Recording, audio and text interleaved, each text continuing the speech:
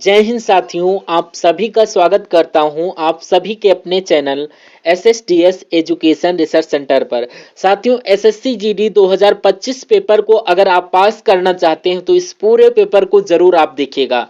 इस पूरे पेपर को अगर आप देख लेते हैं तो मेरा मानना है आपका 100% चांस हो जाता है आपके सिलेक्शन का। अगर आप वाकई में चाहते हैं कि SSC GD 2025 के पेपर में जो आपका फरवरी महीने में स्टार्ट हो रहा है जनवरी 2025 में, उसमें अगर आप 100% सिलेक्शन लेना चाहते हैं तो 100% आपको ये क्लास देखना होगी, यानी कि शुरू से लेकर अंत तक। क्योंकि इसमें मैंने 20 सवाल लिए हैं सबसे पहले हिंदी के, उसके बाद 20 सवाल लिए हैं सामान्य ज्ञान के जैसे आपके एग्जाम में आएंगे, उसके बाद रीजनिंग के क्वेश्चन देखेंगे और मैथ के क्वेश्चन देखेंगे। तो साथियों, रण क्षेत्र में अगर आप कूद पड़े हैं तो इस रण क्षेत्र को जीतने की पूरी पूरी कोशिश करिए और अंत तक लड़िए, यानी कि इस मॉडल पेपर के मैथ रीजनिंग तक के सभी कॉन्सेप्ट को देखिए और समझिए, क्योंकि एग्जाम में इससे बाहर आपका कुछ नहीं आएगा। तो क्लास आपकी स्टार्ट हो चुकी है। हिंदी के 20 सवाल मैंने लिया हूं। कम से कम आपका जो टारगेट होना चाहिए, यहां पर देख लीजिए, हिंदी को 20 क्वेश्चन मैंने लिए हुए हैं, टारगेट आपका 15 का होना चाहिए। 20 में से 15 प्रश्न आपको बिल्कुल सही करना है। हिंदी की अगर बात करें, देखिए, मुहावरे के लिए उपयुक्त सार्थक शब्द आपको बताने हैं, यानी कि टका सा जवाब देना। इसका मतलब क्या होता है साथियों? इसका मतलब बहाना करना नहीं, हिचकना नहीं, साफ इनकार कर देना, यानी कि टका सा जवाब दे दिया उसने तो साफ मना कर दिया। उसके बाद देखिए, निम्नलिखित मुहावरे के लिए उपयुक्त सार्थक शब्द बताइए, यानी कि बहती गंगा में हाथ धोना, इसका मतलब क्या होता है? तो अगर बात करें अवसर का फायदा उठाना, अपमान सहन करना, नहीं साथियों, अवसर का फायदा उठाना ही यहाँ पर बहती गंगा में हाथ धोना। साथियों, मैंने यहाँ पर टॉपिक वाइज क्वेश्चन लिए हैं, जैसे मैंने 2 क्वेश्चन ले लिए यहाँ पर मुहावरे से संबंधित।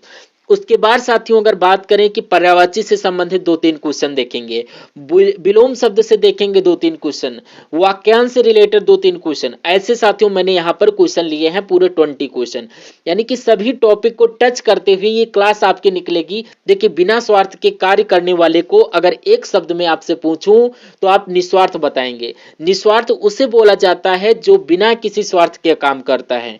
उसके बाद देखिए साथियों, वाक्यांश और उसके लिए एक शब्द का कौन सा युग्म अशुद्ध है, यानी कि गलत है।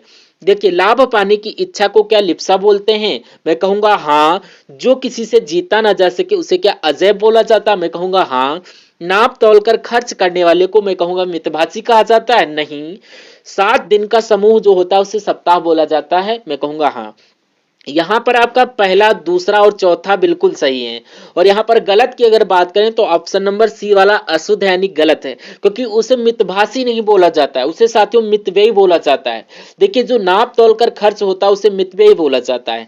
अगले नंबर का क्वेश्चन है साथियों की, रेखांकित शब्द समूह के लिए सर्वाधिक उपयुक्त विकल्प का चयन करें, यानी कि आकाश में इतने तारे हैं कि गिने ना जा सके, यानी कि जो गिने ना जा सके उसके लिए आपको यह बताना कि आकाश में इतने तारे हैं, उसे गणनीय बोलते हैं? हाँ, नहीं बोलते हैं। लेकिन असंख्य जरूर बोलते हैं, जिसे असंख्य भी नहीं बोलते हैं। लेकिन जो गिना ना जा सके उसे अनगणित बोला जाता है। ये आपका बिल्कुल सही हो जाता है।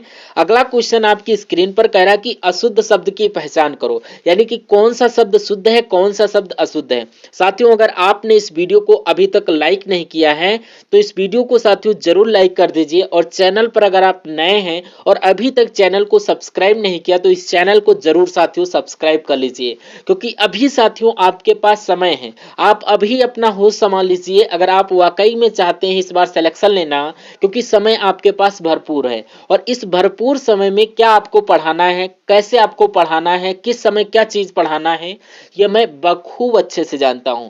तो मैं साथियों आपको डेली सेशन करवाता रहता हूं 2025 के लिए। मोस्ट इंपॉर्टेंट वो मॉक टेस्ट रहते हैं, उस पेपर को अगर आप शुरू से लेकर अंत तक जरूर देखते हैं तो मुझे ऐसा लगता है कि दुनिया का कोई भी एग्जामिनर बैठ जाए आपकी परीक्षा बनाने के लिए, कोई भी एग्जामिनर जितना भी कठिन से कठिन परीक्षा बनाना है बना ले साथियों। अगर आप SSDS एजुकेशन रिसर्च सेंटर के स्टूडेंट हैं और आप बरसाती मेढक नहीं, आप शुरू से लड़ने वाले जो मेहनती बच्चे हैं और उस एग्जामिनर से बनाया हुआ जो पर्चा है बहुत अच्छी प्रकार से बुरी तरीके से क्रैक करोगे। यानी कि लगभग लगभग 90% से ऊपर उस प्रश्न पत्र को बहुत ही शानदार तरीके से हल कर दोगे और आप टॉप रैंकर्स की श्रेणी में आओगे अगर आप अभी से तैयारी को शुरू करते हैं और अंत तक तैयारी करते रहते हैं SSDS एजुकेशन रिसर्च सेंटर से। तो यहां पर आपसे पूछा जा रहा अशुद्ध शब्द की पहचान करिए। तो यहां पर आपको बताना है कौन सा शब्द गलत लग रहा है। तो यहां पर आपसे बताएं कि यहां पर साथियों अतिथि जो है आपका, अतिथि जो आपका वर्ड है यह आपका सही लिखा हुआ है और कवित्री भी आपका सही बार लिखा हुआ है और अनधिकार भी सही, लेकिन उज्जवल आपका नहीं सही। मैं कई बार बताता हूं कि उज्जवल में आपका आधा आधा जा बनता है और ये बिल्कुल आपका शुद्ध शब्द हो जाएगा उज्जवल। तो मैं कहूंगा आंसर आपका जो जाएगा ऑप्शन नंबर ए के साथ जाएगा। किसके साथ जाएगा गाइस? ये आपका ऑप्शन नंबर ए के साथ जाएगा और यही आपका राइट आंसर हो जाता है। अगला है कि शुद्ध वर्तनी वाला शब्द बताइए कि किस शब्द की वर्तनी बिल्कुल सही है मुझे बताइए। अभिनेत की अभिनेता ऐसे थोड़ी ना लिखा जाता, अभिनेता साथियों जैसे ऑप्शन नंबर सी में लिखा हुआ है ऐसे लिखा जाता, जिनका आंसर सी है मैं कहूंगा बिल्कुल करेक्ट। शुद्ध वर्तनी बताइए, यानी कि कौन सा शब्द आपको बिल्कुल सही लग रहा है। मैं कहूंगा लालसा नहीं होता, सोंड जैसे आपका ऑप्शन नंबर बी में लिखा हुआ बिल्कुल करेक्ट है। अगला सवाल देखिए, बहुत तेजी के साथ आपको साथियों उत्तर बताना है क्योंकि आपके एग्जाम में जो 20 सवाल आएंगे हिंदी के उनको आपको 5 से 6 मिनट में निपटाना है, क्योंकि जब आप हिंदी के 5 से 6 मिनट में सभी प्रश्नों को निपटाओगे तो माना जा सकता है कि समय आपके पास भरपूर होगा और आपके पास समय भरपूर है तो आप 100% रीजनिंग करके आओगे, 100% आप मैथ करके आओगे। लेकिन आप शुरू का ही समय हिंदी में व्यर्थ कर दोगे तो 10, 12, 15 मिनट आपको बहुत दिक्कत पड़ेगी। रीजनिंग को घबराहट आपके पास होगी कि अरे भाई इतना कम समय बचा है कि रीजनिंग के कैसे सही सवाल करेंगे, कैसे मैथ के सवाल करूंगा। तो आपको हिंदी को बहुत सुपरफास्ट तरीके से उड़ाना है। देखिए शुद्ध वर्तनी वाला शब्द आपको बताना है। इसमें से देखिए अगर यहां पर हम लोग बात करते हैं साथियों शुद्ध वर्तनी वाला, तो आविष्कार साथियों ऐसे थोड़ी ना लिखा जाता है। आविष्कार साथियों जैसे ऑप्शन नंबर बी में लिखा हुआ है ऐसे लिखा जाता है आविष्कार। अगला सवाल देखिए, इसमें शुद्ध वर्तनी वाला शब्द बताइए। तत्कालिक ऐसे नहीं लिखा जाता है, तो मैं कहूंगा साथियों जैसे आपका ऑप्शन नंबर ए में लिखा हुआ है तत्कालिक आपका ऐसे लिखा जाता है, जिनका आंसर ए है मैं कहूंगा बिल्कुल करेक्ट। अगला सवाल कि वर्तनी की दृष्टि से शुद्ध वाक्य का आपको चयन करना है, बताइए राइट आंसर आपका क्या होगा। अब शुद्ध वाक्य बताइए, काम पूरा कर डालो नहीं तो जुर्माना होगा, इसमें तो दिक्कत है। इस समय सर्दी है, सर्दी तो गलत लिखा हुआ है, कोट पहन लो, दोस्त तुम्हारा है ये भी गलत है साथियों। वक्त निकल जाता है पर बात याद रह जाती, ये वाक्य बिल्कुल सही है, यानी कि इसमें कोई अशुद्धि नहीं, कोई दिक्कत नहीं, अब नहीं है तो यही आपका राइट आंसर हो जाता है। अगला सवाल है शुद्ध वाक्य का आपको चयन करना है। यहां पर उन लोगों की मनोवृत्ति सही ठीक नहीं लगती, ये शुद्ध वाक्य है। या खुदा की कसम गजब हो गई, गलत है। इस लड़की का चाल ठीक नहीं, गलत है। यहाँ के हवा पानी बहुत खराब, मैं कहूंगा आपका जो शुद्ध वाक्य है वो ऑप्शन नंबर ए वाला है और यही आपका राइट आंसर है। अगला सवाल देखिए कि निम्नलिखित वाक्यों में से कौन सा अशुद्ध वाक्य है। तो अशुद्ध वाक्य की अगर हम यहाँ पर बात करते हैं तो अशुद्ध वाक्य की हम बात करें अगर, तो यहाँ पर क्या हो जाएगा, उन्होंने अफवाह फैलाई, ये तो सही लग रहा है। शर्मा जी बुलाए हैं और शर्मा जी ने बुलाया है, ऐसे भी तो हो सकता है। मुझे मत मारो, ये भी सही। बुराई से बचो, ये भी सही। तो मैं कहूंगा अशुद्ध वाक्य कौन सा, ऑप्शन नंबर बी वाला है और यही आपका राइट आंसर होता है। और इतना आलस्यता ठीक नहीं है, इस वाक्य का शुद्ध रूप आपसे पूछा जा रहा है साथियों क्या होता है। देखिए इतना आलस्यता थोड़ी ना होता है, इतना आलस्य ठीक नहीं ये होगा, ये भी गलत है साथियों। और ऐसे भी साथियों नहीं लिखा जाता है इतनी आलस्य ठीक नहीं है, ये भी गलत है। मैं कहूंगा ऑप्शन नंबर ए वाला बिल्कुल आपका सही जवाब हो जाएगा, यानी कि इतना आलस्य ठीक नहीं ये होना चाहिए था। अगला सवाल देखिए, अब आपको खाली जगह में शब्द भरना है जैसा आपका पेपर आता है। पिछली साल तो मैं नहीं कह सकता, इस साल ही पेपर हुआ था एसएससी जीडी में 2024 में, तो जैसा आपको 24 में पेपर पूछा गया था डिक्टो उसी टाइप से आधारित आपको ये क्लास यहाँ पर देखनी है। देखिए वैद्य जी ने, अब देखिए वैद्य जी ने डॉट डॉट देखकर इलाज करते हैं, नारी देखकर इलाज करते हैं नहीं, नाड़ी देखकर इलाज करते हैं, नीर देखकर नीर। अब नाड़ी होना चाहिए, यानी कि वैद्य जी जो हैं ये नाड़ी देखकर इलाज करते हैं। आंसर जिनका भी ऑप्शन नंबर यहाँ पर बी के साथ है मैं कहूंगा बिल्कुल करेक्ट है। अगला सवाल देखिए साथियों कि अनुसंधान की अगर बात करते हैं साथियों, अनुसंधान किसे कहा जाता है? अनुसंधान द्वारा खोज का अर्थ होता है, खोज का अनर्थ होता है, अनुसंधान का अर्थ खोज होता है। ये बिल्कुल सही हो जाता है आपका, ये आपका बिल्कुल सही जवाब है। अगला सवाल देखिए साथियों, श्याम मीरा ने खिलौना लाया, श्याम मीरा का खिलौना लाया, ये भी गलत है। श्याम मीरा के लिए खिलौने लाए, ये आपका बिल्कुल सही हो जाएगा। सही हो जाएगा तो आपका बिल्कुल सही जवाब है। अगला सवाल देखिए, भगवान दिवाकर जीवनदायी हैं, रेखांकित शब्द के उचित पर्यायवाची शब्द का चयन करिए। यानी कि दिवाकर का आपसे पर्यायवाची पूछा जा रहा है। दिवाकर का पर्यायवाची शशि अब्ज नयन नहीं होता है, आपका साथियों सूर्य होता है। यही आपका राइट आंसर हो जाता है। इनमें से कौन सा जल का पर्यायवाची? अगर जल के पर्यायवाची की बात करें तो अम्बुदित कहते हैं, नहीं। नीरज भी नहीं कहते हैं, वारिस भी नहीं बोला जाता है, इससे साथियों नीर बोला जाता है। आंसर जिनका ऑप्शन नंबर डी है, मैं कहूंगा बिल्कुल करेक्ट है। अगला सवाल आपकी स्क्रीन पर साथियों कह रहा, गंगा नदी भारत देश में हजारों लोगों की जीवनदायिनी है, तो निम्नलिखित में से कौन सा शब्द गंगा का पर्यायवाची शब्द नहीं? अगर बात करें, गंगा को सुरसरता कहते हैं, बिल्कुल। गंगा को विष्णुपति कहते हैं, बिल्कुल। लेकिन हंसजा नहीं कहा जाता है, नहीं कहा जाता है, तो ये आपका बिल्कुल सही जवाब हो जाता है। बहुत बढ़िया, वेरी गुड क्लास साथियों। अगला क्वेश्चन आपकी स्क्रीन पर है नेक्स्ट नंबर का। अब आपके यहाँ पर सामान्य ज्ञान के क्वेश्चन स्टार्ट हो चुके हैं। भारतीय मौसम विज्ञान संस्थान कहाँ पर स्थित है? डायरेक्ट आपके एग्जाम में क्वेश्चन आएंगे। यहाँ पर लगभग आपके 20 सवाल जीएस के आएंगे, और इसमें आपका जो स्कोर होना चाहिए 11 से 12 प्रश्न का होना चाहिए। यानी कि 20 सवालों में से जीएस के 11 से 12 सवाल आपको बिल्कुल ठीक करना है। देखिए, भारतीय मौसम विज्ञान संस्थान कहाँ पर है? अगर आपका जवाब नई दिल्ली है, मैं कहूँगा बिल्कुल भारतीय मौसम विज्ञान संस्थान नई दिल्ली में है। उसके बाद देखिए, किस जिले में ऊंट अनुसंधान संस्थान है? तो अगर आपका ये वाला सवाल आपके लिए रियल एग्जाम में आ जाए तो आपको बीकानेर बताना है। ऊंट अनुसंधान संस्थान बीकानेर में ही स्थित है। अगले नंबर का सवाल है कि गौतम बुद्ध ने सर्वाधिक उपदेश कहाँ दिए? तो यहाँ पर सबसे पहले उपदेश जो है सबसे ज्यादा कहाँ पर दिए हैं? तो यहाँ पर साथियों सबसे ज्यादा उपदेश अपने श्रावस्ती में दिए हैं। आंसर आपका जो जाएगा ए के साथ जाएगा। अगला सवाल है आपका, पाल वंश की राजधानी पूछा जाता है। अगर इसकी बात करें तो यहाँ पर मुदगिरी कह लो या मुंगेर कह लो, ये पाल वंश की राजधानी है। एग्जाम में आपसे पूछा जा सकता है। उसके बाद देखिए, निम्नलिखित शहरों में से किसमें लिंगराज मंदिर स्थित है? ये साथियों भुवनेश्वर में है। लिंगराज मंदिर कहाँ पर है? ये भुवनेश्वर में है जो आपको याद रखना है। नेक्स्ट नंबर का सवाल है आपकी स्क्रीन पर। अगर आपसे पूछा जाए सेन वंश का संस्थापक कौन था? तो सा से सेन वंश और यहाँ से सामंत वंश सा से, तो सेन वंश के संस्थापक कौन थे? ये सामंत सेन थे। ये आप लोग याद रखेंगे। अगला सवाल है कि हमारे सौर मंडल का सबसे छोटा ग्रह कौन सा है? तो हमारे सौर मंडल का सबसे छोटा ग्रह कौन सा है साथियों? बुध ग्रह है। आंसर जिनका भी ए है बिल्कुल करेक्ट है। अगला सवाल है कि एक धूमकेतु की पूंछ किस दिशा में होती है? तो अगर आपसे ये सवाल पूछा जाए साथियों किस दिशा में होती है, तो सूर्य से दूर होती है। ये आप लोग याद रखेंगे। अगले नंबर का सवाल आपकी स्क्रीन पर है कि निम्नलिखित में से कौन से ग्रह का रंग नारंगी है और उस पर सफेद धारियां हैं, मुझे बताइए। तो किस ग्रह की बात चल रही साथ? तो ग्रह का रंग नारंगी होता है और उस पर सफेद धारियां होती हैं। नेक्स्ट नंबर का सवाल साथियों यहाँ पर बृहस्पति ग्रह होता है, सॉरी। और अगला क्वेश्चन आपसे पूछा जा रहा है साथियों, अगर हम यहाँ पर नारंगी ग्रह की बात करते हैं तो ये होता है। और किस ग्रह का नाम साथियों किसी रोमन देवी के नाम पर रखा गया है? तो यहाँ पर साथियों हम शुक्र ग्रह की बात कर रहे हैं। इसे रोमन देवी के नाम से जाना जाता है, क्योंकि ये अगला क्वेश्चन है कि विश्व का सबसे ऊंचा ज्वालामुखी कौन सा है? तो यहाँ पर ये बात आपको मालूम होना चाहिए, ये आपका माउंट कोटोपैक्सी आपका होता है राइट आंसर।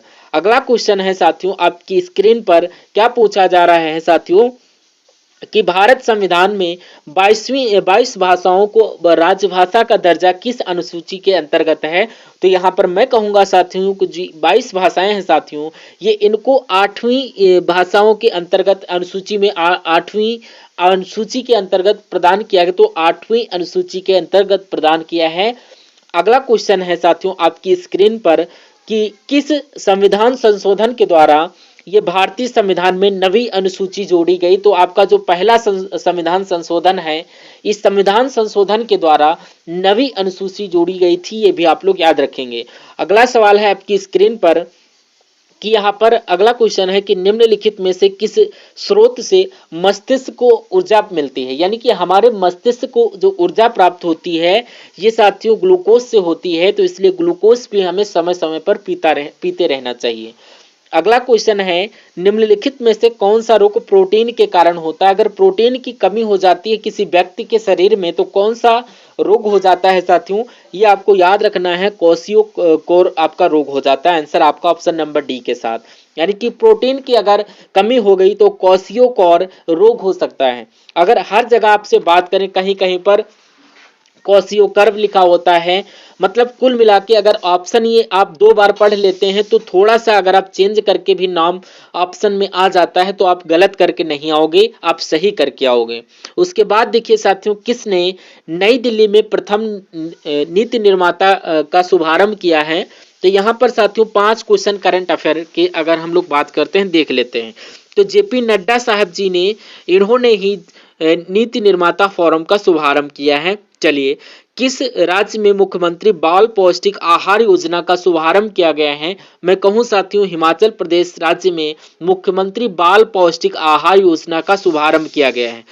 अगला क्वेश्चन है किसने इंडिया ट्रैवल अवार्ड्स में सर्वश्रेष्ठ हवाई अड्डे का पुरस्कार जीता गया है। तो ये साथियों हैदराबाद एयरपोर्ट ने जीता है, ये भी आप लोग याद रखेंगे।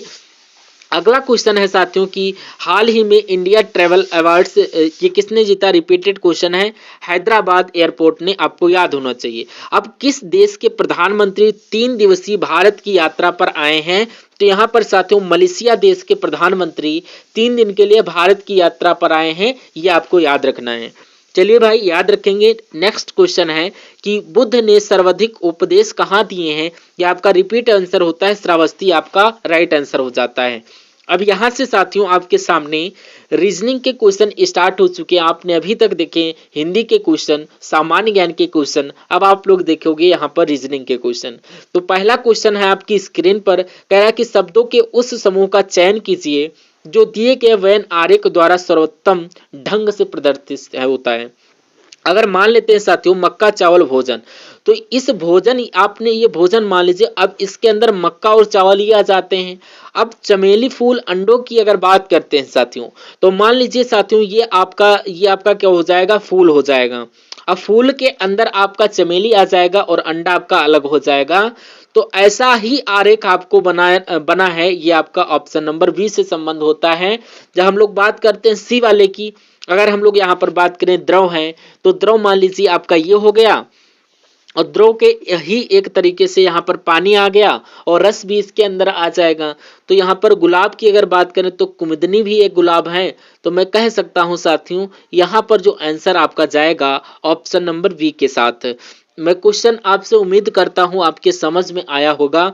इसके लिए जो आरेख बनना है साथियों ये आपका ये वाला बनना है, और इसके लिए जो आरेख बनना है वो आपका ये वाला बनना है। लेकिन ऑप्शन नंबर बी के लिए जो आरेख बनना है वो साथियों ये वाला बनता है। उम्मीद करता हूं साथियों अब आपको समझ में आया होगा। अब नेक्स्ट नंबर का सवाल आपकी स्क्रीन पर कह रहा है कि दी गई शीट को मोड़कर एक घन बनाया जाता है और इस प्रकार निर्मित घन में अक्षरों का इनमें से कौन सा युग्म एक दूसरे से विपरीत फलकों पर मौजूद है। अब यहाँ पर दोस्तों हम क्या बताएं कि यहाँ पर एक पासा बन सकता है क्या। अगर आपसे सवाल पूछ लिया जाए कि आई का विपरीत क्या होगा, पता है साथियों, एक छोड़ो आप लोग, अरे भाई यहाँ पर आई का विपरीत साथियों क्या होगा, आई का विपरीत साथियों यहाँ पर क्या हो जाएगा, एस हो जाता है। क्या हो जाता है साथियों यहाँ पर एस हो जाता है। अगर क्यों का विपरीत साथियों यहाँ पर पूछे, क्यों का विपरीत आपको एस बताना है। और पता आई और पी का विपरीत क्या हो जाएगा साथियों, पी का विपरीत आपका आर हो जाता है। यानी कि पी का विपरीत आर और आर का विपरीत पी आपको बताना है। तो आपसे पूछा जा रहा है साथियों कि इसमें से कौन सा सही है, एस और आर विपरीत हैं और पी और क्यों विपरीत हैं, या एस और आर एक्स विपरीत हैं। तो ये आपको बताना है। आंसर ये भी आपका नहीं होगा कि क्यों यू विपरीत है। तो बिल्कुल मैं कहूंगा आंसर आपका जो जाएगा ऑप्शन नंबर सी के साथ जाएगा, क्यों यू आपका विपरीत होता है। अगला क्वेश्चन आपकी स्क्रीन पर है साथियों। कहा क्या जा रहा है कि कुल्हाड़ी का काटने से संबंध वही संबंध जो होता है छलनी से। कुल्हाड़ी का काम होता है काटना और छलनी का काम होता है किसी चीज को छानना। इसलिए जवाब अगर ऑप्शन नंबर ए के साथ है तो मैं कहूंगा जवाब आपका बिल्कुल करेक्ट है। मैं कहूंगा नेक्स्ट नंबर का सवाल आपकी स्क्रीन पर, आपको यहां पर देखकर बताना है कि यहां पर लॉजिक कौन सा लगा हुआ है। चलिए देखिए, यहाँ पर कुछ नहीं करना है साथियों। 27 से 32 हुआ, 32 से 42 हुआ, 42 से 57 हुआ और 77 हुआ 57 से। तो अब आपको बताना है यहाँ पर कौन सा नंबर आएगा। अब देखिए 27 से यहाँ पर 32 हुआ है, 5 नंबर का अंतर हुआ है, और 32 से 42 हुआ, 10 नंबर का अंतर हुआ, 57 से 77 हुआ, तो मैं कहूंगा 20 बढ़ाया गया है। तो यहाँ पर साथियों 77 में 25 जब हम बढ़ाते हैं तो कितना होता है, बस इतनी सी बात आपको मालूम होना चाहिए साथियों, 102 हो जाता है। तो यहाँ पर 102 नंबर आ जाता है। और 102 कौन से ऑप्शन में है, ये ऑप्शन नंबर बी में है, और यही आपका क्या होगा, यही आपका बिल्कुल करेक्ट आंसर हो जाता है। यहाँ पर कथन और निष्कर्ष वाला सवाल आपकी स्क्रीन पर आ चुका। अब देखिए यहाँ पर आपके सामने 3 तो कथन दिए गए हैं और आपको 2 निष्कर्ष दिए गए हैं। अब कथन आपको पढ़ना है और उसके अकॉर्डिंग बताना है कि यहाँ पर कौन सा निष्कर्ष सही है। देखिए मैं आपको समझाता हूँ कि कुछ ट्रॉली बैग पैक हैं। मान लीजिए साथियों कुछ आपकी ट्रॉली ये हैं और ये ट्रॉली बैग हो जाएंगे। क्या हो जाएंगे, ट्रॉली बैग। मैं आपको शॉर्ट में लिखकर बता रहा हूँ। चलिए, कुछ ट्रॉली बैग आपके बैकपैक हो जाते हैं, तो ये आपके बैकपैक हो जाते हैं, समझ गए। उसके बाद लिखा हुआ साथियों कुछ बैग पैक आपके सूटकेस हैं, यानी कि कुछ बैग पैक आपके सूटकेस हैं। अब सभी सूटकेस आपके बैग हैं, सभी सूटकेस आपके बैग हो जाते हैं। चलिए ये बात आपको समझ में आ गई बिल्कुल। अब आइए निष्कर्ष को पढ़िए। कह रहा है कि कम से कम कुछ बैकपैक आपके बैकपैक है। अब ये आपका कहाँ पर लिखा हुआ है, कम से कम कुछ बैकपैक आपके जो बैग हैं, तो बिल्कुल साथियों इतने जो बैकपैक हैं बिल्कुल सही हैं। यानी कि कुछ बैग आपके सूटकेस हैं, तो ये भी बिल्कुल सही है। कुछ बैग सूटकेस हैं, ये भी आपका सही है। यानी कि मैं कह सकता हूं कि 1 और 2 आपका जो निष्कर्ष है अनुसरण करता है, यानी कि सही हो जाएगा। उसके बाद देखिए नेक्स्ट नंबर का सवाल आपकी स्क्रीन पर, इसको क्या करें साथियों, थोड़ा सा जूम कर देते हैं। चलिए 1 मिनट, थोड़ा सा जूम करते हैं। कहाँ गया क्वेश्चन, 1 मिनट, थोड़ा सा स्क्रॉल कर लो, वेट कर लो। चलिए हाँ, क्वेश्चन हमारा जूम हो चुका है। चलिए उम्मीद करता हूं अब आपको थोड़ा क्लियर यहाँ पर दिख रहा होगा। अब यहाँ पर साथियों आपको कुछ नहीं करना, ये आपका एक स्टार है, उसके बाद ये स्टार बन गया, अब ये स्टार बन गया। अब आपको बताना है यहाँ पर कौन सा स्टार बनेगा, इतनी सी बात पूछी जा रही। तो आप एक लाइन यहाँ पर थोड़ा सा, इसको मैं थोड़ा सा पतला कर लेता हूँ, थोड़ा सा महीन कर लेता हूँ। चलिए एक लाइन तो आपकी यहाँ पर बनी है और एक लाइन आपकी यहाँ पर बनी है, एक लाइन आपकी यहाँ पर बनी, एक लाइन आपकी यहाँ पर साथियों बनी और एक लाइन आपकी यहाँ पर बनी। अब आपको बताना है कि यहाँ पर जो स्टार आएगा उसमें लाइन कहाँ कहाँ पर बनी होगी, बस इतनी बात आपसे पूछी जा रही है।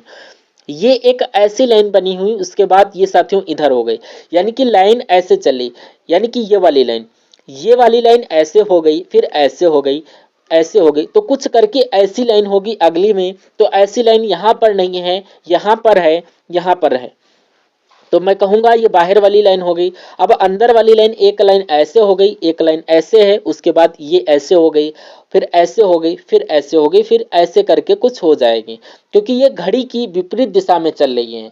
ठीक है ना, तो मैं कहूंगा ऐसी लाइन कहाँ पर बनी है, ये वाली ऐसी लाइन यहाँ पर नहीं, यहाँ पर नहीं, यहाँ पर बनी हुई है। यानी कि आंसर आपका जो जाएगा ऑप्शन नंबर ए के साथ जाएगा। उसके बाद देखिए अगले नंबर का सवाल आपकी स्क्रीन पर। इस सवाल की अगर बात करें, क्या करना, कुछ नहीं करना, ये आपका लिखा हुआ है EMPHASIS। अगर इसको साथियों दर्पण में देखते हैं तो कैसा दिखाई देता है, बस इतनी सी बात आपको पूछी जा रही है। अगर हम बात करें कि जो सबसे अंत वाला लेटर है वो सबसे पहले आ जाती है और सबसे पहला वाला लेटर सबसे अंत में चले जाता है। मान लीजिए ये साथियों ए लिखा हुआ है, कि ए जैसा दर्पण में लिखा हो ये ऐसे लिखा, लेकिन बी ऐसा लिखा हो तो ये बी कुछ ऐसा साथियों दिखेगा। तो ये बात आपको समझ में आ गई होगी। अब यहाँ पर अगर बात करें, एस आपका ऐसे बना हुआ है तो एस आपका ऐसे बन जाएगा, आई आपका ऐसा ही रहेगा, एस आपका फिर से ऐसा रहेगा, ए आपका जैसा वैसा रहेगा, एच आपका वैसा हो जाएगा, पी बाएं तरफ हो जाएगा, एम जैसा वैसा रहेगा और ई का मुंह भी साथियों बाई तरफ हो जाएगा। ऐसा कहां पर है, ऐसा तो साथियों ऑप्शन नंबर ए में है, तो ए आपका बिल्कुल करेक्ट आंसर हो जाएगा। बहुत बढ़िया, वेरी गुड क्लास। चलिए नेक्स्ट नंबर का सवाल साथियों आ रहा आपकी स्क्रीन पर, थोड़ा सा देखिए और बताइए, आंसर देने की कोशिश करिए। देखिए इस सवाल की अगर बात करें साथियों, इसमें क्या करना, जैसे कि BACK को ZCAM बना दिया गया, उसी प्रकार REAR को क्या बनाया जा सकता है, मुझे बताइए। देखिए B से Z हुआ है, मैं कह सकता हूं यहां पर माइनस हुआ है, तो कितना माइनस हुआ है साथियों, यहां पर 2 माइनस हुआ है। अब A से कितना हुआ साथियों, C हुआ है, यानी कि +2 हुआ है। अब ये C से A हुआ है, ये कितना -2 हुआ है, और K से यहां पर M हुआ है तो +2 हुआ। तो ये क्या चल रहा है साथियों, -2 +2 -2 +2। तो यहां पर अगर -2 होगा तो P आ जाएगा, और -2 हो जाएगा G हो जाएगा, तो कितना हो जाएगा साथियों, यहाँ पर एक तरीके से Y हो जाएगा, +2 होगा तो एक तरीके से T आ जाएगा।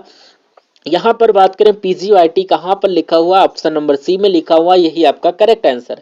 नेक्स्ट नंबर का सवाल आपकी स्क्रीन पर देखिए और मुझे बताइए आपका सही जवाब क्या होगा।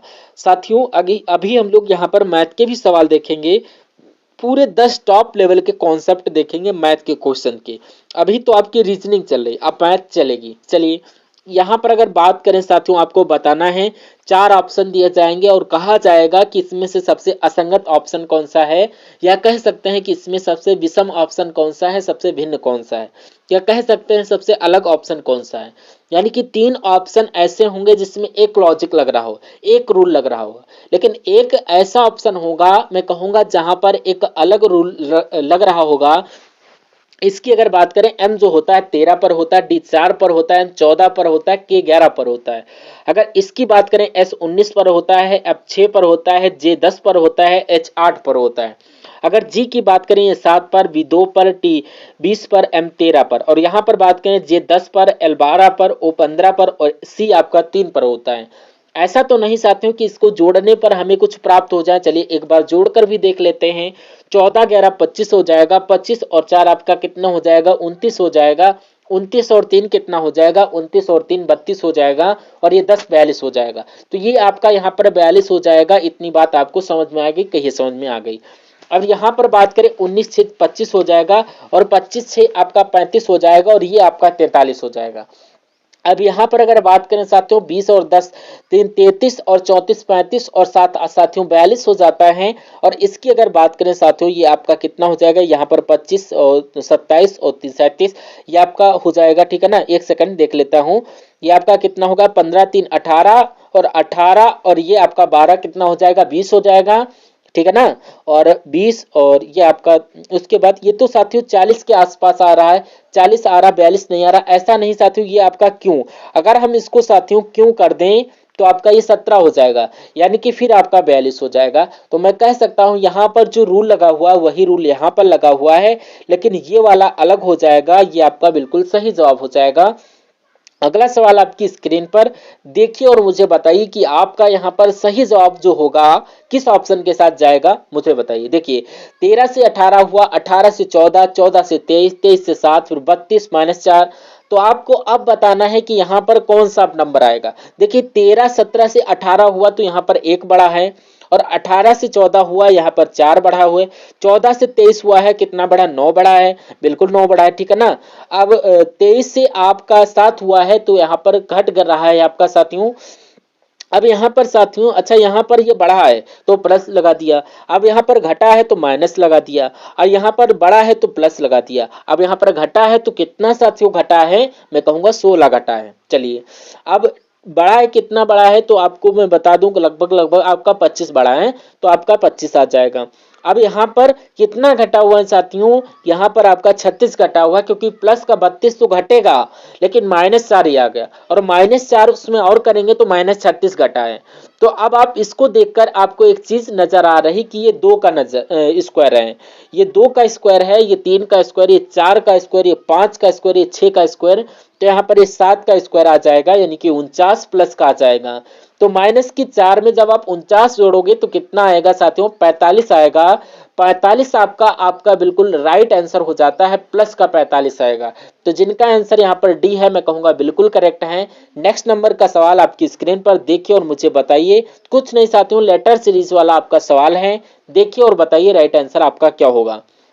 एन एक्स है, एल जेड है, उसके बाद जे बी है, और फिर आपको बताना यहाँ पर 2 लेटर कौन से आएंगे, और फिर डबल एफ आना चाहिए, फिर डी एच आना चाहिए।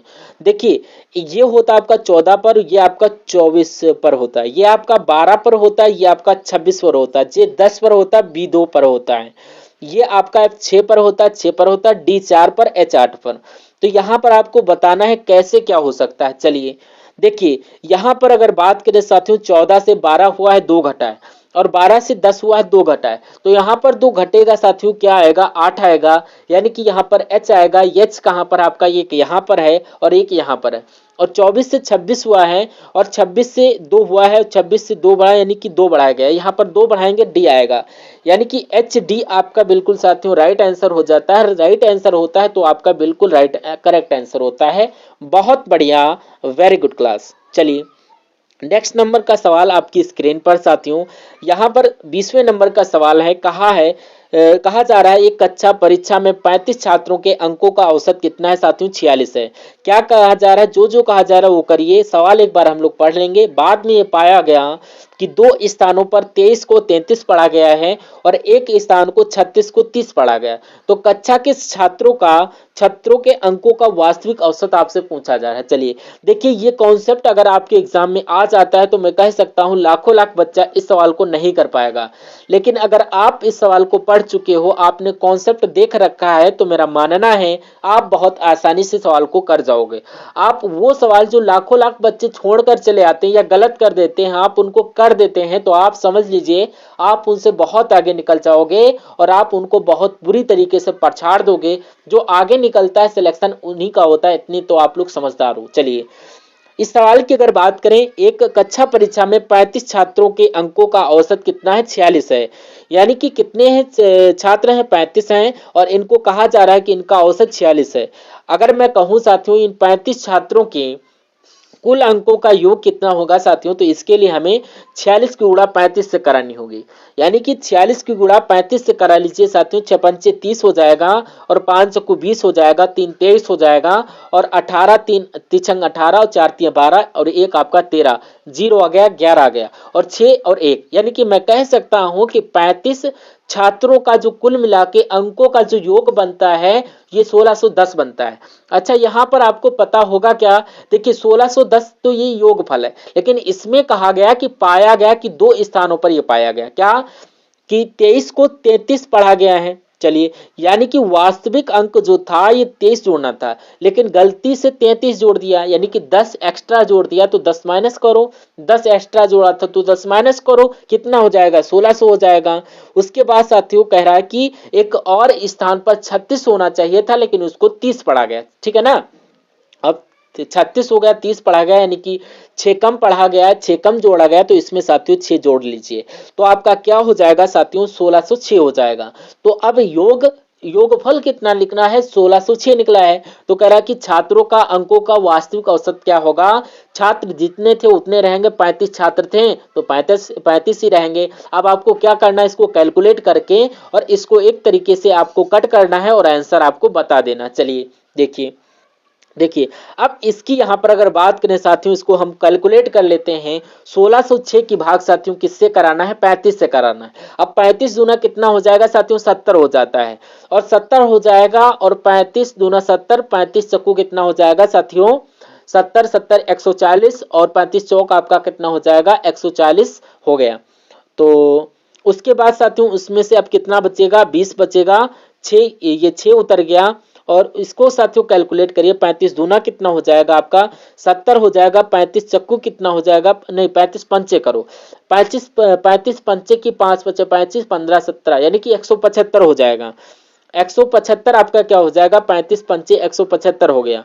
और ये आपका कितना बच रहा है साथियों, 1 बच रहा है और 3 बच रहा। अब आप लोग 35 बड़ा पड़ा, आप लोग ये काम करिए, पॉइंट लगाओ और यहां पर साथियों 0 लगा लो। अब ये लगभग एक तरीके से कितना हो जाएगा साथियों, ये आप लोग देख लीजिए, ये आपका कुछ नहीं है। अच्छा इसको थोड़ा सा जगह चाहिए, तो इसको हम लोग थोड़ा सा हटा लो, इसको थोड़ा सा हटा लो, थोड़ा सा। अब अगर बात करें कि 35 की अगर 10 से कराएंगे तो 350 हो जाएगा, और 35 की जरा साथियों 8 से करा के देखो, 8 से करा के देखो तो 8 पंच 40 हो जाएगा, और 8 त्रिक 24 और ये 28 हो जाएगा, और क्योंकि इसमें जोड़ेंगे तो 315 आ जाएगा। तो मैं कह सकता हूं कि इसमें से लिख देता हूं कि 45.8, और 35 अट्ठे कितना हो जाएगा 280। तो इसमें से कितना बचेगा साथियों 30 बचेगा। तो मैं कह सकता हूं लगभग 45.8 आपका आंसर आना चाहिए। और 45.8 कहां पर लिखा हुआ, ऑप्शन नंबर बी में लिखा हुआ है, जिनका आंसर बी था। मैं कहूंगा आंसर आपका बिल्कुल करेक्ट था। बहुत बढ़िया, वेरी गुड क्लास साथियों। अब उसके बाद नेक्स्ट नंबर का सवाल साथियों, देखिए रीजनिंग के 10 सवाल आपने देखा, अब मैथ के 10 सवाल आप लोग देखेंगे, और 10 सवालों में आप देखोगे कितना आपका स्कोर रहा। अब यहां पर अगर बात करें साथियों, एक दुकानदार ने जींस के मूल्य को 1250 रुपए से घटाकर 1150 रुपए कर दिया। यानी कि एक जींस का मूल्य 1250 था, उसको 1150 कर दिया। दुकानदार द्वारा दी जाने वाली छूट कितनी थी? देखिए उसने 100 कम कर दिया, यानी कि 1250 से 1150 यानी कि 100 कम कर दिया। इसको छूट को प्रतिशत में बदलना है, नीचे क्या आ जाएगा, 100 कम कर दिया है 1150 में थोड़ी ना, 1250 से कम कर दिया, तो नीचे 1250 आ जाएगा। ये जीरो से ये जीरो आपका कैंसिल हो जाएगा, 5 दूना 10, 5 से 35, 25 से कम 25, और 25 चक्कू 100, क्या 4 दूना 8 हो जाता है। यानी कि जो उसने छूट दी है वो 8% की दी है, इसलिए आंसर आपका ऑप्शन नंबर सी है। मैं कहूंगा बिल्कुल करेक्ट है। चलिए साथियों, इस क्वेश्चन की अगर बात करते हैं 22वें नंबर के क्वेश्चन की, ये बहुत टॉप लेवल वाला क्वेश्चन, ये वही वाला क्वेश्चन है साथियों जो लाखों लाख साथियों एग्जाम में अपने छोड़कर भाग आते हैं, जिससे उनका सिलेक्शन रुक जाता है, नहीं हो पाता है। तो इस क्वेश्चन को आप लोग देखिएगा बहुत अच्छे तरीके से, मैं आपको समझाने वाला हूं आसान भाषा में। कह रहा कि संख्याओं का औसत 58। अच्छा, यहाँ पर एक चीज जोड़ेंगे 19, यहाँ पर किस चीज की कमी है, 19 की कमी हुई है, ये आप लोग याद रखेंगे। कह रहा कि 19 संख्याओं का औसत 58 है, तो 19 संख्याओं का औसत साथियों कितना बताया गया है, यहाँ पर 58 बताया गया। एक सेकेंड, 19 संख्याओं का औसत साथियों 58 बताया गया है, तो कह रहा है कि प्रथम 12 संख्याओं का जो औसत बनता है वो 63.6 बनता है, और अंतिम 8 संख्याओं का जो औसत बनता है वो 55.1 बनता है। और कह रहा है कि अगर आरंभ से 12वीं संख्या निकाल दी जाए तो शेष संख्याओं का औसत होगा। देखिए बिल्कुल एग्जाम ओरिएंटेड क्वेश्चन, मेरा मानना है बिल्कुल ये सवाल आपके एग्जाम में आएगा, बहुत अच्छी तरीके से आपको देखना है। सबसे पहले मैं आपसे बात करता हूं कि 19 संख्याओं का योग 58 है, तो कुल मिला के योगफल कितना है। तो इसलिए हमें क्या कराना पड़ेगा, 58 की गुणा आपको 19 से कराना पड़ेगा। 9 72 हो जाएगा, 9 पचे 45, और 7 कितना हो जाएगा साथियों 52 हो जाता है, और एक 58 कम 58 आ जाएगा। ये क्या था, ये 2 था, ये 2 आ गया, और ये 10, और ये आपका 11, यानी कि मैं कह सकता हूं 19 संख्याओं का जो योगफल है वो 1102 है। कितनी बात आपको समझ में आ गई, बिल्कुल समझ में आ गई। चलिए अब दूसरी तरफ साथियों बात करते हैं, क्या करते हैं बात, चलिए देखिए। देखिए दूसरी तरफ साथियों हम बात करें तो यहाँ पर, अब यहाँ पर क्या आना चाहिए ये भी आप लोग देखिए। अब यहाँ पर कहा जा रहा है कि 12 संख्याओं का जो औसत है वो 12 संख्याओं का औसत 63.6 है, तो मैं कह सकता हूं कि 12 संख्याओं का जो औसत बताया गया है, अब 19 संख्याओं में से 12 संख्याएं, चलिए तो 63.6 है। तो एक काम करा लो, अगर हमें यह मालूम पड़ जाए कि 12 संख्याओं का कुल मिला के योग कितना हो जाएगा तो बहुत अच्छी बात। तो 63.6 की गुणा 12 से करा लो, 6 दूना 12 आ जाएगा, और 6 एक आपका 7 आ जाएगा, 6 दूना 12 आ जाएगा, और ये आपका 636 आपका पूरा पूरा जाएगा। इसको जोड़ लीजिए साथियों। चलिए इसको जोड़ेंगे तो साथियों आपका कितना आएगा, ये आपका एक नंबर के बाद पॉइंट था, एक नंबर के बाद पॉइंट आ गया। अब यहाँ पर अगर हम बात करें साथियों 763.2 बनेगा आपका, ये आपका साथियों क्या बनेगा, ये आपका 12 संख्याओं का योगफल बनेगा। उसके बाद साथियों कह रहा है कि अंतिम 8 संख्याओं का औसत जो है वो 55.1। देखिए 19 संख्याएं हैं तो ये हो गया। अब इसी 19 संख्याओं में जो शुरू की 12 संख्या है उनका योगफल इतना है 763.2, लेकिन जो अंतिम 8 संख्या है, अंतिम 8 संख्याओं का योगफल कितना बताया गया है, 55.1 बताया गया है। तो इनका साथियों अगर हम लोग योगफल करने पर आए, थोड़ा सा हमें इरेजर की जगह की जरूरत पड़ेगी, इसको हटा देते हैं। चलिए अब इसका हमें कोई काम नहीं साथियों। अब हमें ये पता चल गया, हमें ये मालूम करना है कि 8 संख्याओं का एक तरीके से क्या बन सकता है योगफल। तो 8 एकम 8, 8 पंचे 40, और ये आपका कितना हो जाएगा 44, 4408 हो जाएगा। ये यहाँ पर आपका 4408 आ जाएगा, यानी कि 440.8 आ जाएगा यहाँ पर, यानी कि 8 संख्याओं का योग। यानी कि अब पता है आपको क्या करना है। ये आपका जो 1102 आया है, ये पूरी कितनी संख्याओं का योग है, ये साथियों 19 संख्याओं का योग है। लेकिन ये 12 संख्याओं का योग और ये 8 संख्याओं का योग, अच्छा इनको जब जोड़ते हैं तो 20 संख्याओं का योगफल आपको मिलता है। चलिए इनका योगफल ज्ञात करो, यानी कि 440.8 और 763.2, 763.2 इनको जोड़ने का काम करो, ये आपका 4 आ जाएगा, ये आपका 10 आ जाता है, और 10 आ गया, ये आपका साथियों 8 4 12, और यानी कि मैं कह सकता हूं कि 1204, यानी कि 1204 जो आपका बनेगा ये 20 संख्याओं का योगफल बनेगा। अब ये है साथियों 1104, ये 19 संख्याओं का योगफल है, यानी कि मैं कह सकता हूं जो एक संख्या इसमें एक्स्ट्रा बताई जा रही है वो साथियों 100 है। वो 100 नहीं, सॉरी, वो 102 है। कितनी है? 102 है, कि वो आपकी 102 हो जाएगी। चलिए आपकी 102 संख्या ये हो जाती है। इतनी बात आपको आई होप समझ में आई होगी। तो 12वीं संख्या कौन सी होगी? 102 आपकी 12वीं संख्या होगी। अब सवाल देखिए क्या आपसे पूछा जा रहा है कि यही यदि आरंभ से 12वीं संख्या को हटा दिया जाए, यदि ये 1202 है तो ये आपको अगर 102 उसमें निकाल दिया जाए तो कितना बचेगा? तो शेष संख्याओं का औसत। अच्छा ये वाली संख्या निकालने के बाद कितना बचेगा साथियों? 1000 बचेगा। हमें थोड़ी सी जगह चाहिए होगी साथियों, क्या थोड़ी सी जगह हमें चाहिए होगी, जगह हमें प्राप्त हो गई। तो ये संख्या अगर हम निकालते हैं साथियों तो एक बचेगा। अब संख्या 1000 बचेगा तो ये कम हो गई, तो ये साथियों कितना 18 हो जाएगा एक तरीके से। तो ये साथियों आपसे कहा जा रहा है कि अब इसका औसत निकालिए और इसको गुणा भाग करिए, इसको गुणा भाग करवाना है। चलिए और कोई साथियों कोई काम नहीं करना है। तो 18 एकम 18 और 18 पंचे कितना हो जाएगा साथियों? 90 हो जाएगा। फिर से यहाँ पर 10 जाएगा, फिर यहाँ पर 100, 18 पंचे मतलब 90 और ये आपका 100, फिर कितना होता है साथियों? देखिए एक काम करो, इसको साथियों 2 से कट करो पहले, इसको साथियों थोड़ा आप छोटा बनाओ, थोड़ा सा छोटा बनाओ, ऐसा करो। यानी कि अगर हम बात करते हैं साथियों 1000, 1000 बटे 18, इसको 2 से कट करो, यहाँ पर 9 आ जाएगा और यहाँ पर साथियों क्या आ जाएगा? यहाँ पर 500 आ जाएगा। अब 9 पचे कितना हो जाएगा साथियों? 45 हो जाएगा, 5 जाएगा 50 हो जाएगा। तो 9 पचे 45 कितना बचेगा? 55 सही, 5 बचा 9, आपका ये आपका औसत आ जाएगा। क्या आ जाएगा? ये आपका औसत आ जाएगा। और ये ऑप्शन नंबर बी में है और यही आपका क्या होगा? यही आपका बिल्कुल करेक्ट आंसर है। बहुत बढ़िया, वेरी गुड क्लास। अगला सवाल आपकी स्क्रीन पर देखिए और मुझे बताइए। कह रहा है कि किसी मिश्र धातु में कॉपर और जिंक का अनुपात कितना है? 5:4 है। यानी कि अगर कॉपर मान लीजिए साथियों 5 है तो जिंक कितनी होगी? जिंक 4 होगी। क्या कह रहा है कि साथियों ये अनुपात करने के लिए 20 केजी जिंक के साथ कॉपर की कितनी मात्रा होनी चाहिए? जिंक क्या है साथियों? ये है, यानी कि जिंक 4 दिखाई गई, ये असल में है कितनी? 20 है। तो कह रहा है साथियों क्या कि कॉपर कितनी होगी? कॉपर कितनी होगी? अरे भाई देखिए ये 4:5 अनुपात है, इसको ये बनाने के लिए किससे गुणा की गई है साथियों? 5 से गुणा की गई है। तो इस 5 को कॉपर बनाने के लिए 5 से गुणा की जाएगी, तो ये साथियों क्या आ जाएगी? 25 आ जाएगा। तो मैं कह सकता हूं कॉपर की कितनी मात्रा पिघलाने की आवश्यकता होगी? तो मैं कहूंगा 25 केजी आपका राइट आंसर हो जाता है। उसके बाद देखिए अगला सवाल आपकी स्क्रीन पर देखिए, बताइए सही जवाब आपका क्या हो सकता है। चलिए देखिए क्या कह रहा है क्वेश्चन।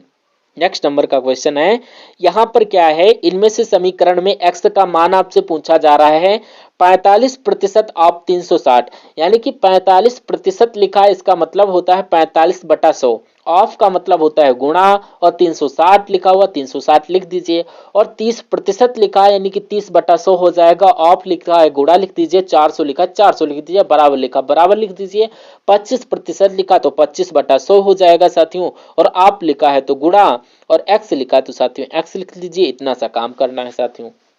अब देखिए इस जीरो से इस जीरो को कैंसिल करिए, 5 दूना 10 और 5 तिया 45, 5 9 45 सॉरी, और यहाँ पर 2 9 18, यानी कि 18 9 कितना होता है साथियों? 162 होता है। प्लस ये जीरो से ये जीरो और ये 0 से ये 0 कट कर दो, और 40 तियां कितना हो जाएगा साथियों, 120 हो जाएगा, बराबर 25 चक्कू कितना हो जाएगा साथियों, 100 हो जाएगी, बराबर इसकी गुणा x से होगी तो यहाँ पर x बटा 4। अब इनको इनको जोड़ोगे तो यहाँ पर 0 2 हो जाएगा तो 2 हो जाएगा, और ये 8 हो जाएगा और 2 हो जाएगा।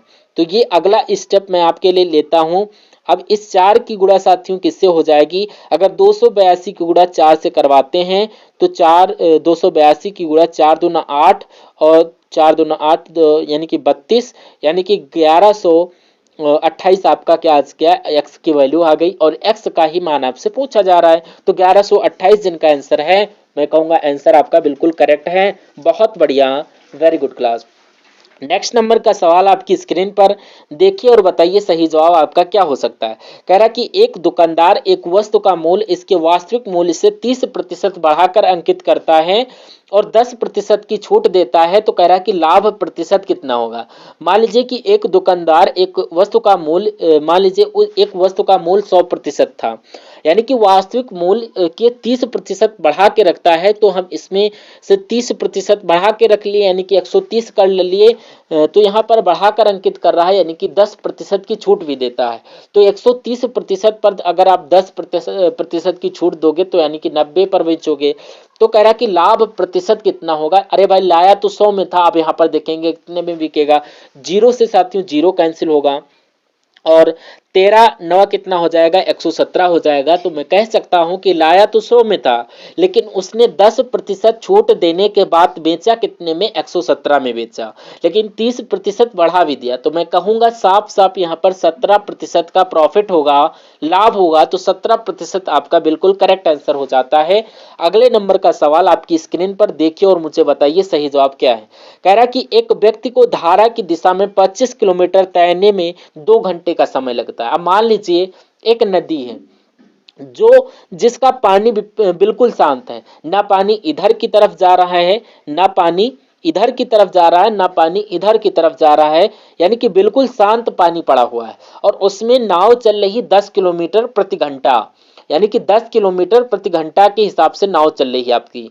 और सपोज दैट, मान लीजिए कि जो धारा का, यानी कि जो पानी के ऊपर जो धारा का जो बहाव है 2 किलोमीटर प्रति घंटा है, 2 किलोमीटर प्रति घंटा है, तो मैं कहूंगा नाव की चाल कितनी हो जाएगी। अरे भाई 10 तो ये आपकी अपनी स्पीड से चल रही थी, लेकिन 2 किलोमीटर प्रति घंटा धारा का बहाव है, तो इसकी चाल 12 किलोमीटर प्रति घंटा हो जाएगी।